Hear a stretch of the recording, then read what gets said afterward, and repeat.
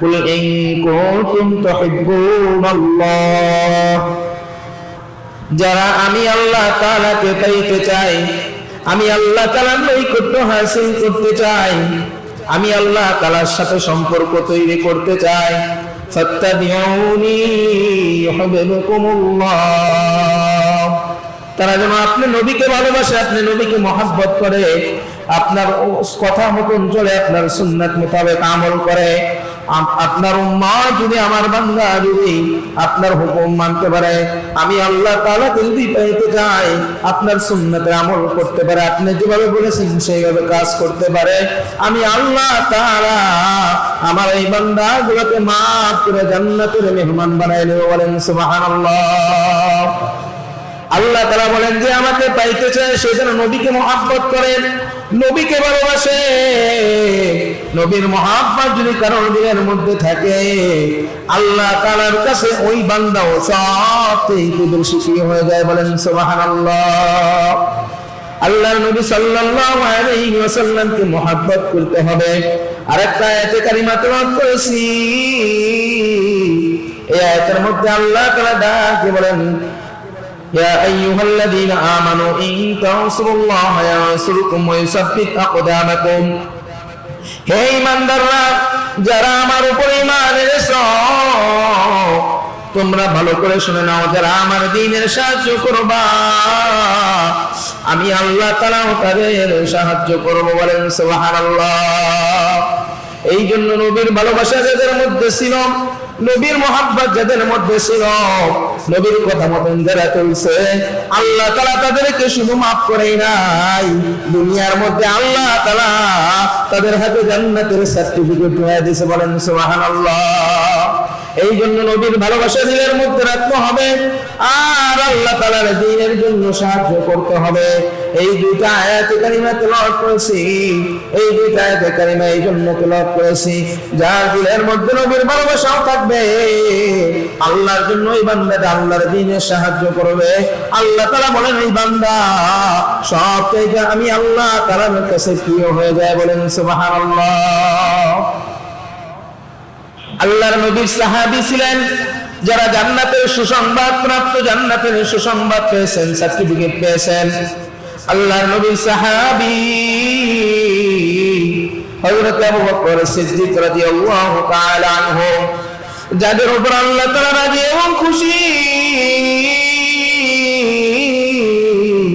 আল্লাহ তাআলা যাদের উপর রাজি এবং খুশি, রাদিয়াল্লাহু তাআলা আনহুম ওয়া রাদু আনহু, আল্লাহ তাআলা যাদের উপর খুশি হয়ে গেছেন, তাদের উপর আল্লাহ তাআলাও খুশি হয়ে গেছেন, তারাও আল্লাহ তাআলার ফয়সালার উপরে খুশি হয়ে গেছেন। বলেন সুবহানাল্লাহ।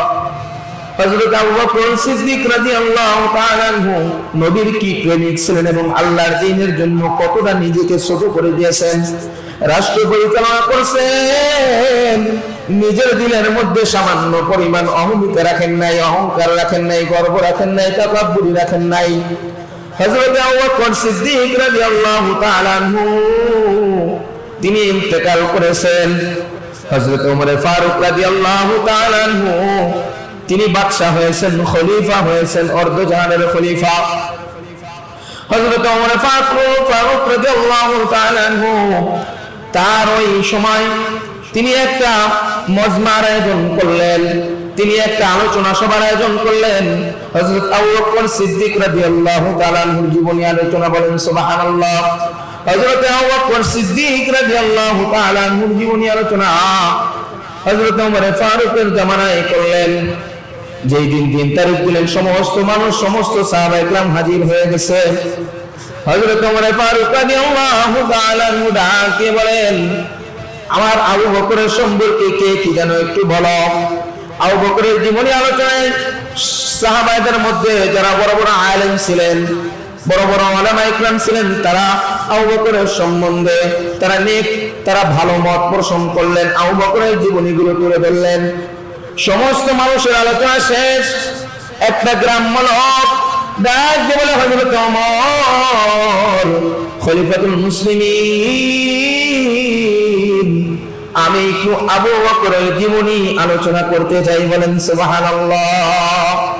আমি একটু আবু বকরের জীবনী আলোচনা করতে চাই। সমস্ত সাহাবায়ে কেরামরা তার দিকে তাকায় পড়ছে। এত বড় বড় আলেম সাহাবারা তারা আলোচনা করলে এত মূর্খ মানুষ, জাহেল মানুষ কি আলোচনা করবে? ওই লোকটা হযরত ওমরের অনুমতি পেল। ওমর রাদিয়াল্লাহু তাআলা বলে, ভাই তুমি করো, তোমাকে আমি অনুমতি দিলাম। ওই লোকটা দাঁড়ায় দুইটা কথা বললেন, ও ওমর এবং সাহাবারা, আমি আবু বকরকে দেখেছি আবু বকর একটা বাটির মধ্যে সুজি রান্না করে আর রুটি বানায়া আবু বকর ওই রাস্তায় যাইতো। আলোচনার এতটুকু কথা ওই লোকটা বলেছেন, আমি আবু বকরকে দেখেছি আবু বকর সুজি রান্না করে রুটি বানায় নিয়া ওই রাস্তার দিকে যাইতো, ওই গলির মধ্যে যাইতো। সমস্ত সাহাবারা অবাক, কি বলে?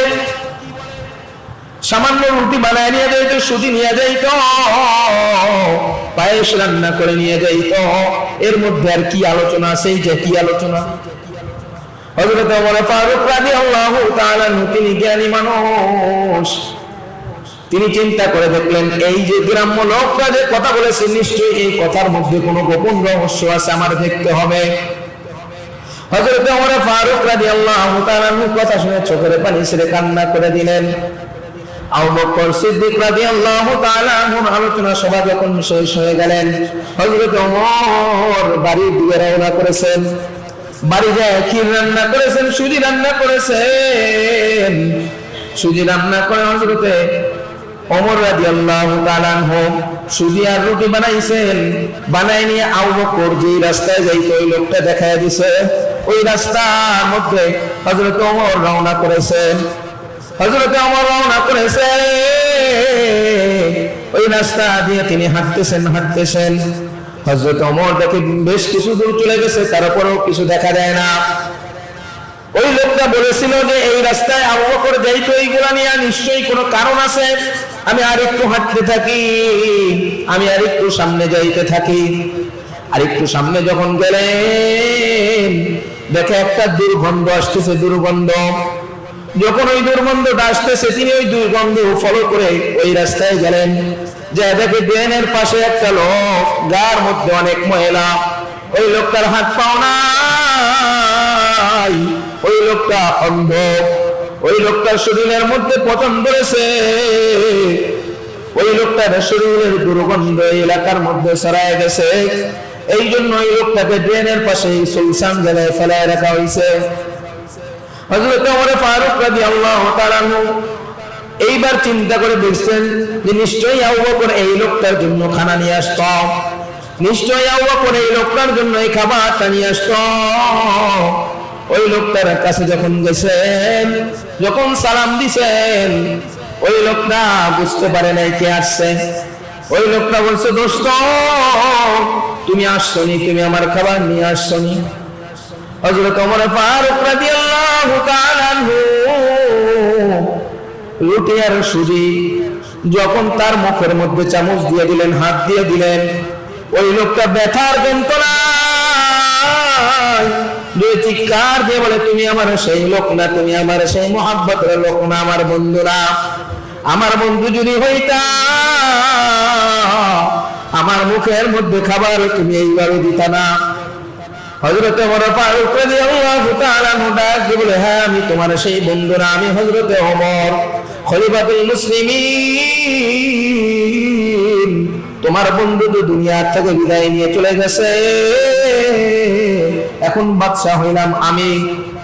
ওই লোকটা চোখের পানি ছেড়ে ডাকতে বলেন, ভাই ওমর, আমার জন্য যে লোকটা খাবার নিয়ে আসতো হযরত আবু বকর, ওই লোকটা খাবার আমাকে এইভাবে খাওয়াইতো না। হযরত ওমর ডাকতে বলে, খাবার তোমাকে কিভাবে খাওয়াইতো? ওই লোকটা ডাকতে বলে, আমার মুখের জিহ্বায় পোকা ধরে গেছে, পচন ধরেছে, আমি মুখ দিয়ে খানা খাইতে পারি না।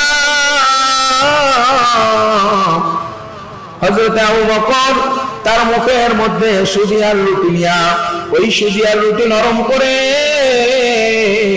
আমাকে বলতো, তুমি আ করো। যখন আমি মুখ খুলতাম, আবু বকরের জিহ্বা দ্বারা আমার মুখের মধ্যে জিহ্বা ঢুকাইয়া দিয়া ওই খানাটা ঠেলা দিয়ে আমার কলিজার মধ্যে আমার মুখের মধ্যে দিয়ে দিত, আমি ওই খানাটা ওইভাবে খায়া তৃপ্তি হয়ে যাইতাম। বলেন সুবহানাল্লাহ। হযরত ওমরকে ডাক দিয়ে, ভাই আমার জিহ্বায় পতন ধরেছে, আমি খানা খাইতে পারি না। আমার ভাই আবু বকর আমাকে খানা খাওয়াইতো এইভাবে, আমার মুখের মধ্যে সরাসরি হাত দিয়ে খানা দিত না, তার মুখের মধ্যে খাবারটা নিত, নিয়ে তার মুখের মধ্যে খাবারটা নরম করতো, আমাকে বলতো তুমি মুখ খুলো, আ করো। যখন আমি আ করতাম, মুখ খুলতাম, তার জিহ্বা দ্বারা আমার মুখের মধ্যে জিহ্বা ঢুকাইয়া দিত। আর আমি এমন একটা ব্যক্তি, আমার কাছে কোনো মানুষ আসতে চায় না আমার শরীরের দুর্গন্ধের কারণে, আমার মুখের থেকে দুর্গন্ধ, আমার গায়ের থেকে দুর্গন্ধ, কোন মানুষ আমার কাছে আসতে চায় না। আর আমার পরিচয় তুমি জানো নি, আমি ইহুদিদের মধ্যে একজন বড় আলেম, আমি ইহুদিদের মধ্যে একজন বড় আলেম। আমার এই করুণ অবস্থা আমি নিয়াত করেছিলাম একসময় আমি কালিমা পড়ে মুসলমান হয়ে যাব। আমি আবু বকরের এই ব্যবহার দেখে আমি কালিমা পড়ার নিয়াত করেছি। আজকে আমার আবু বকর নাই, আজকে তোমার হাতেই কালিমা পড়ে মুসলমান হয়ে যাও। বলেন সুবহানাল্লাহ। হযরত ওমর ফারুক রাদিয়াল্লাহু তাআলা চিন্তা করে দেখতেছেন, আমি তো খলিফা হইছি, আবু বকর খলিফা ছিল, কিন্তু তার দিলটা কত নরম ছিল, তার দিলের মধ্যে মানুষের জন্য কত মায়া ছিল, মুহাব্বত ছিল, একমাত্র আল্লাহ সন্তুষ্টির জন্য। যেই মানুষটার কাছে কোনো মানুষ আসে না, এত শরীরের থেকে দুর্গন্ধ, মুখ থেকে দুর্গন্ধ, তারপর ওই আবু বকর আমার মুখের সাথে মুখ মিলাই দিত, আমার মুখের সাথে মুখ মিলাই দিত, মুখ মিলাই দিয়া আমার জিহ্বার মধ্যে তার জিহ্বাটা ঢুকাইয়া দিয়া তার জিহ্বার মধ্যে যে খাবারটা নরম করতো, ওই খাবারটা আমার জিহ্বার মধ্যে তার জিহ্বাটা ঢুকাইয়া দিয়া আমার গলার মধ্যে পৌঁছে দিত। আর আমি ওই খানা খায়া সারাদিন শান্তিতে থাকতাম। বলেন সুবহানাল্লাহ। হযরত আবু বকর সিদ্দিক রাদিয়াল্লাহু তাআলা এইভাবে আমল করেছে, আল্লাহ তাআলা শুধু শুধু তাকে জান্নাতের সার্টিফিকেট দেয় নাই, শুধু শুধু আল্লাহ তাআলা তার উপরে রাজি এবং খুশি হয় নাই। এই জন্য দুনিয়ার মধ্যে যারা শাসন করবে, যারা যাদের হাতে ক্ষমতা রাখবে, আল্লাহর নবী বলেন তোমরা আমার সাহাবাদের মতন শাসন করো, তারা যেভাবে শাসন করেছে সেইভাবে যদি তোমরা শাসন করতে পারো, তোমরা যদি সেরকম শাসক হতে পারো, দুনিয়ার মধ্যে আল্লাহ তাআলা তোমাকে কামিয়াব আর জান্নাতের মধ্যে মেহমান বানায় কামিয়াব বানায় দেবে। বলেন সুবহানাল্লাহ। এই জন্য আল্লাহ নবীর মুহাব্বত দিলের মধ্যে রাখতে হবে, নবীর কথা শুনে তারা এই সমস্ত কাজ করেছেন নবীর আখলাক দেখে। হযরত ওমর ফারুক রাদিয়াল্লাহু তাআলা খলিফাতুল মুসলিমিন, তিনিও এমন বাদশা ছিলেন, প্রতিদিন রাত্রে বেলা খবর নেওয়ার জন্য বের হইতো তার এলাকার মধ্যে কে কোন হালাতে আছে। তিনি একদিন রাত্রে বের হইছে, দেখে একটা মহিলা তার বাচ্চাগুলা ঘুমায় পড়েছে কান্না করতে করতে, আর ওই মহিলা কান্না করতেছে, বাচ্চাদেরকে ডাক দিল, বাবা তোমরা তোমাদের খানা দেওয়ার মতন আমার সামর্থ্য নাই, আমাদের জামানার বাদশা আমাদের খোঁজ নেয় না। এই কথা বলে ওই মহিলা কান্না করতেছে। হযরত ওমর ফারুক রাদিয়াল্লাহু তাআলা এই কথা শুনছে। যখন এই কথা ওমর ফারুক শুনছে, তিনি তাড়াতাড়ি বাইতুল মালের কাছে দৌড়ায় গেছে। বাইতুল মালের কাছে যায়, তার বাইতুল মালের যে চাবি যার কাছে থাকতো, যে গোলামের কাছে থাকতো, যে রক্ষকের কাছে থাকতো, তার কাছে যায় বলে তাড়াতাড়ি চাবিটা দাও, বাইতুল মাল খুলো। যখন বাইতুল মাল খুলে দেওয়া হলো, ওই লোকটা বাইতুল মাল যখন খুলে দিল, হযরত ওমর ফারুক রাদিয়াল্লাহু তাআলা এক বস্তা গম নিজের ঘরে নিলেন, গোলামদের বলে হুজুর আমার কাছে দেন, আপনি তো আমার মুনিব, আপনি তো এখন অর্ধজাহানের বাদশা। দেখা গেল ও ভাই ও গোলাম, কিয়ামতের ময়দানে আমার মাওলা বাদশা দেখবে না, আমার মাওলা ধনী দেখবে না, আমার মাওলা গরিব দেখবে না, আমার মাওলা এমপি দেখবে না, আমার মাওলা মন্ত্রী দেখবে না, আমার মাওলা পীর দেখবে না, আমার মাওলা মুফতি দেখবে না, আমার মাওলা মুহাদ্দিস দেখবে না, দেখবে একমাত্র নেকামল। যে নেকামল নিয়ে কবরে আসতে পারবে, যে নেকামল নিয়ে আল্লাহর সামনে দাঁড়াইতে পারবে, আল্লাহ তাআলা তার উপরে খুশি হয়ে যাবেন। বলেন সুবহানাল্লাহ। এই জন্য তিনি তাড়াতাড়ি বস্তাটা ঘাড়ে করে নিয়ে তিনি রওনা করেছেন। আর খাদেমকে ডাক দিল, তুমি কিছু গোশত নিয়ে আসো, তুমি কিছু গোশত নিয়ে আসো, একটা বকরি জবাই করে নিয়ে আসো। হযরত ওমর ফারুক রাদিয়াল্লাহু তাআলা আনহু তিনি এই বাড়িতে গেলেন। বাড়ি যায় ডাক দিয়ে বলে, মা গো, আমি তোমাদের খানার জন্য কিছু গম নিয়ে আসছি। মা ডাক দিলে, তুমি কে? ডাক দিলে, মা আমার পরিচয় তোমার দরকার নাই। ওমর রাদিয়াল্লাহু তাআলা মুখটাকে একটু ঢেকে রাখছেন। আর ওই খাদেম, ওই গোলাম গোশত নিয়ে আসছেন। ডাক দিলে, হুজুর এই গোশত কি করব? ডাক দিলে, এই গোশত তুমি রান্না শুরু করো। হযরত ওমর ফারুক রাদিয়াল্লাহু তাআলা নিজে ওই গমকে গুঁড়া করিয়া আটা তৈরি করিয়া রুটি বানানোর জন্য চেষ্টা করতেছে। কিন্তু হযরত ওমরের তো অভ্যাস নাই। খাদেম ডাক দিয়ে বলে, হুজুর আপনি তো এইগুলা করা অভ্যাস নাই, আপনি আমার কাছে দেন। হযরত ওমর ফারুক রাদিয়াল্লাহু তাআলা ডাক দিয়ে বলেন, খাদেম আমি এই জামানার বাদশা, কিয়ামতের ময়দানে যদি এই মহিলা আমাকে দায়ী করে দেয়, আমি ওমরের তো কোনো উপায় থাকবে না, কোনো নেক আমল আল্লাহ তাআলার দরবারে কাজে লাগবে না, আমাকে তুমি করতে দাও। হযরত ওমর ফারুক রাদিয়াল্লাহু তাআলা হাত করে গেছে, তারপরেও নিজে আটা খামির করেছে, রুটি বানায়, রুটি বানিয়ে দিয়া খাদেমকে ডাক দিয়ে তাড়াতাড়ি রুটি বানায় দাও, গোশত রান্না হয়েছে। জি হুজুর গোশত রান্না হয়েছে। যখন রুটি বানায় দিলেন, গোশত তৈরি করে দিয়ে নিজের হাতে হযরত ওমর খাওয়াইলেন। খাওয়াইয়া দেয় বললেন, মা গো তোমরা কি খাইছো? জি মা, জি বাবা খাইছি, আমাদের পেট ভরে গেছে। এই গমটা রাখো, এই তোমার কাজে লাগবে। পরের দিন সকালবেলা হযরত ওমর তিনি তার বাদশাহী চেয়ারে বসে খাদেমকে ডাক দিল, ওই মা আর তার সন্তানদেরকে ডাক দিয়ে নিয়ে আসো, ওই মা আর তার সন্তানদেরকে ডাক দিয়ে নিয়ে আসো, যদি না আসতে চাই জোর করে নিয়ে আসবা।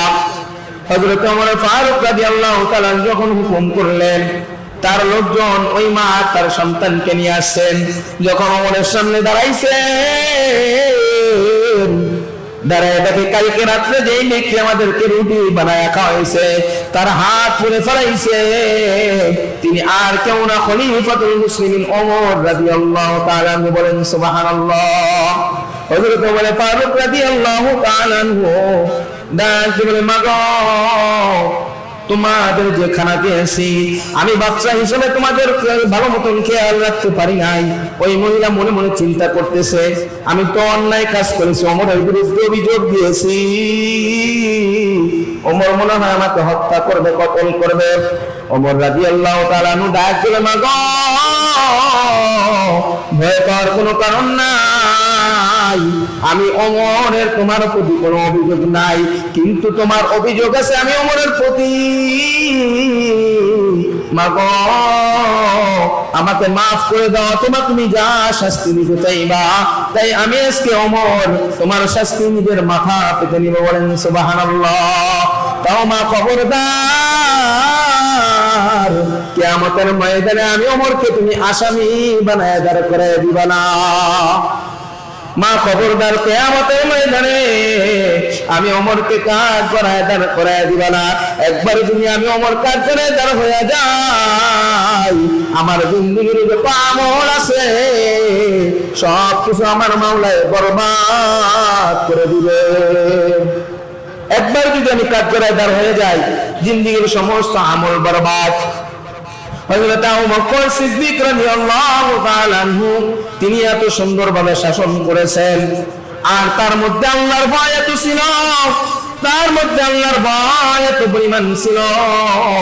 তিনি রাস্তা দিয়ে হাঁটতেছেন, একটা গাভীকে দেখছেন, গাভীকে দেখে ডাকতে বলে, গাভী রে তোর কপাল না কতই না ভালো, তুই যদি মারা যাস তুই মাটির সাথে মিশে যাবি, তোর কোনো হিসাব নাই, কিন্তু আমি আবু বকরের তো হিসাব আছে। কিয়ামতের ময়দানে আমি আবু বকরের দাঁড়াইতে হবে।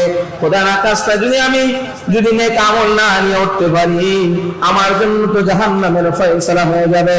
আর যদি আমি নেক আমল নিয়ে যাইতে পারি রে যাবি, আমি তোর চাইতে সব চাইতে উত্তম। বলেন সুবহানাল্লাহ।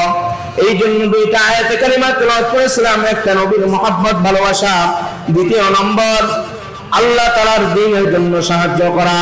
হযরত ওমর ফারুক রাদিয়াল্লাহু তাআলা আনহু আল্লাহ তাআলার দ্বীনের জন্য সাহায্য করেছেন। একদিন ওমর ফারুক রাদিয়াল্লাহু তাআলা গাছের নিচে বসা, তার শরীর ক্লান্ত, গাছের নিচে যখন বসছে, গাছের নিচে বসার পরে ওই গাছের উপরে একটা শত্রু ছিল, তাকে মারার জন্য, হত্যা করার জন্য। ওই গাছের উপরে শত্রু ছিল, ওমরকে হত্যা করবে। যখন ওমর ঘুমাইয়া গেছেন, গাছের সাথে হেলান দিয়া ওই শত্রু নামছেন। নেমে যখন তরবারি উঠাইছেন, দেখে সামনে একটা বাঘ চলে আসছে। বলেন সুবহানাল্লাহ।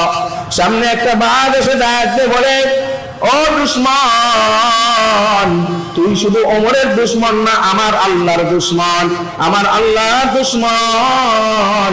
তুই যদি ওমরের দিকে আর এক জাররা পরিমাণ তরবারি আগাও, আমি বাঘ তোকে সহ তোর তরবারি সহ গিয়ে খেয়ে ফেলবো। বলেন সুবহানাল্লাহ। যখন বাঘ এই কথা যখন বললেন, ওই ইহুদি সাথে সাথে বেহুশ হয়ে পড়ে গেছে, হাতের থেকে তরবারি ছুটে গেছে। হযরত ওমরের যখন ঘুম ভাঙছে, দেখে পাশে একটা লোক শুয়ে পড়ছে, তার হাতে তরবারি ছিল, সেইটাও ছুটে পড়ছে। ওমর উঠে ওই লোকটাকে ডাক দিয়ে বললেন, ভাই তোমার কি হয়েছে?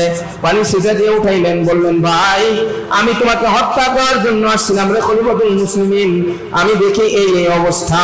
হযরত ওমর কান্না শুরু করে দিয়েছেন।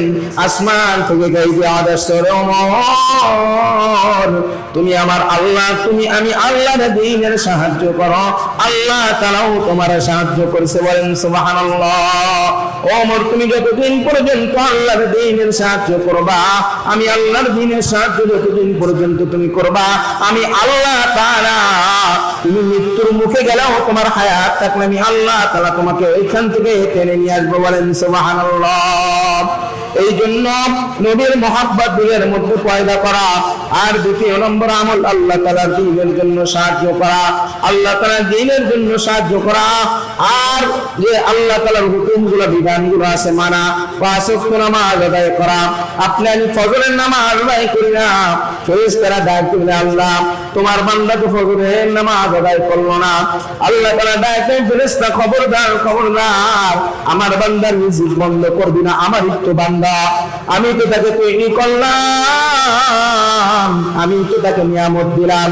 যখন বান্দা জোহরের নামাজ পড়ে না, অপেক্ষা কর, আমার বান্দা জোহরের নামাজ পড়বে। যখন জোহরের নামাজও পড়ে না, তখন আল্লাহ তাআলার কাছে ফেরেশতা ডাক দিলে, আল্লাহ আপনার বান্দা জোহরের নামাজ আদায় করলো না।